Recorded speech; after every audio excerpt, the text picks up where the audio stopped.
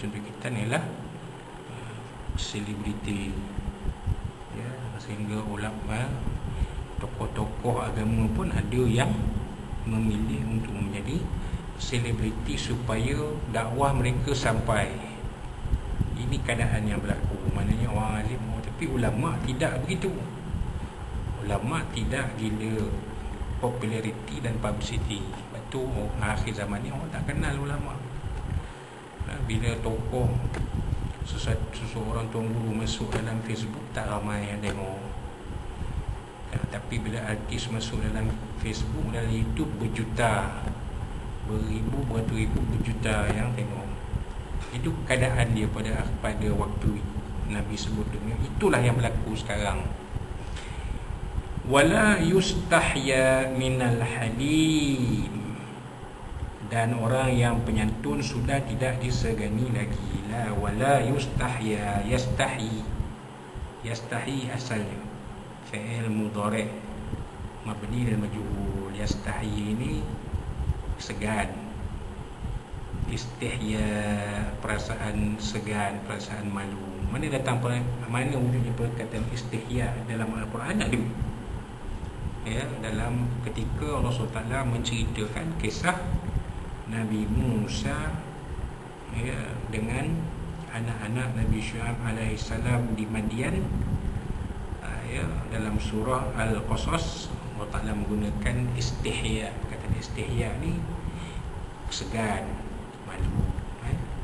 Jadi yastahi, istihya, yustahya mabni dan majhul, macam yutabahu tadi juga. Dan tidak, yustahya ni disegani, minal halim, daripada orang-orang yang penyantun. Halim, halim ni orang yang penyantun. Sebab tu kalau kita tengok orang yang bernama Halim ni, biasanya orangnya penyantun. Contoh macam almarhum yang di-Pertuan Agong, Sultan Abdul Halim Muazzam Shah, seorang yang sangat penyantun. Dikatakan percakapannya pun lembut, tidak garang, tidak keras. Ini orang Kedah tahulah, almarhum Sultan Abdul Halim. Namanya, perwatakannya sesuai dengan namanya. Satu lagi contoh, kalau tuan-tuan lihat, seorang selebriti namanya Abdul Halim Osman, pun lembut juga, tak pernah kasar. Tak pernah terdengar orang nama Abdul Halim bin Osman ni kasar, cakapnya garang, tak ada lembut dia. Ya, lembut saja. Kata-katanya pun baik. Ketika berada bertugas sebagai DJ radio, Abdul Halim Osman, yang kini kalau tanya anak-anak muda kita, mereka tak kenal lah. Tapi kalau orang yang usia 40-an, 50-an, insyaAllah kenal Halim Osman ni. Dulu jadi pengacara Roda Impian, kan? Ni Wheel of Fortune. Jadi dia seorang yang lembut percakapannya, maksudnya tidak kasar. Ya, bukan percakapan macam tu, tak, tapi percakapannya lembut. Jadi minal halim.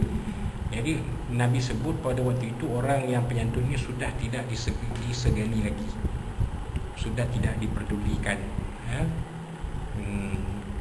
Ulubuhum ulubul aajim, ya, hati mereka manusia pada waktu itu, kata Nabi SAW, ulubul aajim, hati orang-orang ajam, yakni pada fasiknya. Qulubul a'ajim, kemungkinan fasik di sini al-a'ajim ini dituju kepada kaum Yahudi dan Nasrani, kerana mereka ini kebanyakan mereka fasik. Minhumul mu'minun wa aktsaruhumul fasiqun, Al-Quran sebut. Ada di kalangan orang Yahudi ini mereka beriman, tetapi kebanyakan mereka itu fasik. Jadi kemungkinan al-a'ajib di sini, ya, ditujukan kepada golongan Yahudi dan Nasrani. Kerana hati mereka, hati a'ajim, orang a'ajim, a'jam, a'ajim jamak kepada a'jamun, a'jamani, a'ajim, bangsa-bangsa bukan Arab. hati orang-orang yang bukan Arab, orang ajam. Tapi kalau kepada pandangan saya, kemungkinan merujuk kepada orang-orang Yahudi dan Nasrani. Wa alsinatuhum, dan lisan perkataan percakapan mereka, alsinatul Arab, percakapan percakapan pertuturan lidah mereka. Alsinah ni lidah, lidah mereka alsinatul Arab, seperti lidah orang-orang Arab. Yang ini pada fasihnya orang Arab terkenal dalam sejarah ketamadunan manusia. Orang Arab ni terkenal, mereka ni fasih berkata-kata, fasih berucap, fasih berbicara, malah mahir melontarkan syair-syair. Siapa yang belajar ketika di sekolah agama dulu, sekolah agama dulu, yang belajar sejarah sastra Arab akan faham kenapa Nabi kata al-sinatu wa al-sinatuhum al-sinatul Arab. Lidah mereka seperti lidah orang Arab pada fasihnya. Kenapa? Orang Arab ni cukup fasih berkata-kata dan pandai melontarkan bibit-bibit bait-bait syair yang bila didengar begitu puitis, begitu menarik. Orang seperti An-Nabirah Az-Zubyani, orang-orang seperti Zuhair bin Abi Salma, ini sebahagian daripada penyair-penyair pada zaman Arab Jahiliyah. Mereka cukup pandai melontarkan bibit syair. Malah tokoh masyarakat, tokoh masyarakat yang beragama Hanif seperti Qus bin Sa'adah pun mahir melontarkan ucapan yang sangat tinggi nilai bahasanya. Sebab itulah Al-Quran ini diturunkan dalam bahasa Arab yang begitu tinggi nilai bahasa ini, untuk menampakkan sifat mukjizat Al-Quran itu yang boleh melemahkan, yang boleh confirm, yang pasti akan mengatasi kehebatan syair Arab. Maknanya kalau orang Arab, suatu Al-Quran, Allah SWT mencabar penyair-penyair Arab untuk mencipta suatu bingkisan seperti Al-Quran, tapi mereka tak mampu. Sebab Al-Quran itu memiliki nilai yang mukjiz, nilai mukjizat yang tidak mampu diatasi oleh sebarang bingkisan manusia. Begitulah. Jadi itulah dia kata Nabi SAW dalam hadis riwayat Imam Ahmad. Baik, kita baca apa yang diterangkan oleh almarhum pengarang penyusun kitab ini. Keterangan, mungkin zaman sekarang ini sudah mendekati keadaan yang telah digambarkan oleh Rasulullah SAW ini. Masyarakat sudah agak jauh dari para ulama. Mereka takut mendekati para ulama kerana khawatir perbuatan mereka akan ditegur. Orang tidak segan lagi membuat maksiat walaupun di hadapan orang yang tinggi akhlaknya. Terkadang sengaja perkara maksiat itu dibuat di hadapan para ulama untuk menyatakan rasa ego dan sekaligus untuk menyinggung perasaan mereka. Jadi akhir zaman ni orang tak takut untuk mencerca, mengeji para ulama, terutamanya ulama-ulama silam.